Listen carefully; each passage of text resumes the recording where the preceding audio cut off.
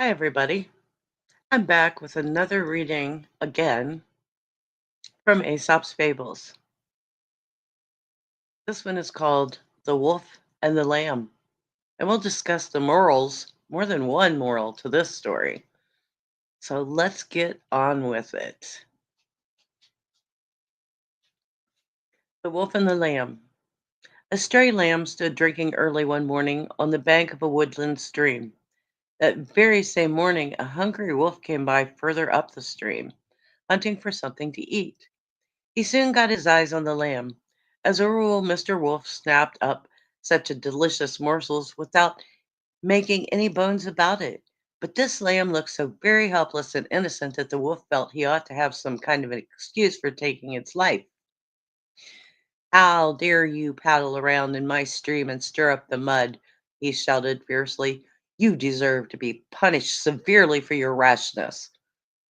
"But, your highness," replied the trembling lamb, "do not be angry. I cannot possibly muddy the waters you are drinking up there. Remember, you are upstream and I am downstream."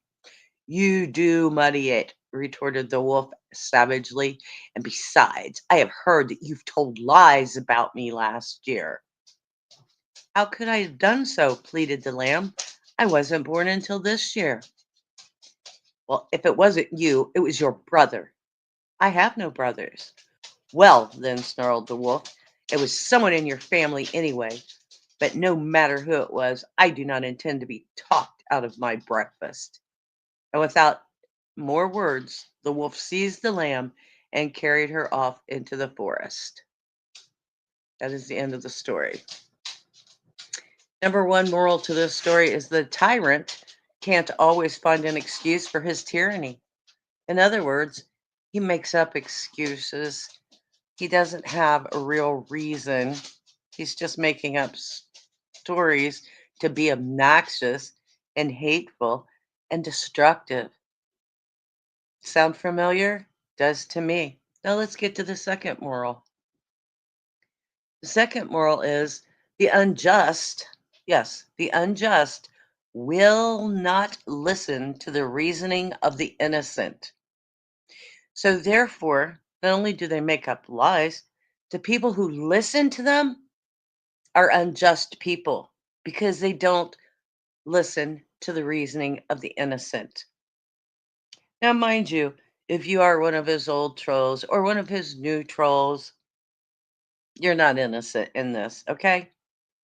Um, so I do listen to reasoning, but does that person? Never. There is no reasoning with a tyrant. There just isn't. And screaming and yelling at people for being disabled and everything else and making fun and telling lies seems to be a whole pattern that's went on for years. Even says that he made someone's channel, who, by the way, has been around since 2010. And as far as I know, that person hasn't. So I find it really weird how he made a channel. He made somebody else's channel in 2010. Why does he want to take credit? Oh, just another excuse on his list.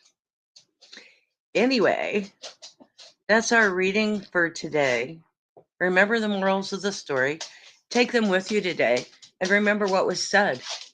Because those unjust people seem to think they're justified in lying because that tyrant says to. And the tyrant's best friend, Miss Williams. So, have a great day, everyone. I will get back to you soon. There will be more truths unfolded. And as you notice, they're short ones. So it may take a while to unfold those truths. Even though people believe, now they're asking, never mind. We'll get to that when we get to it. Anyway, have a great day. Much love. Mm, and bye.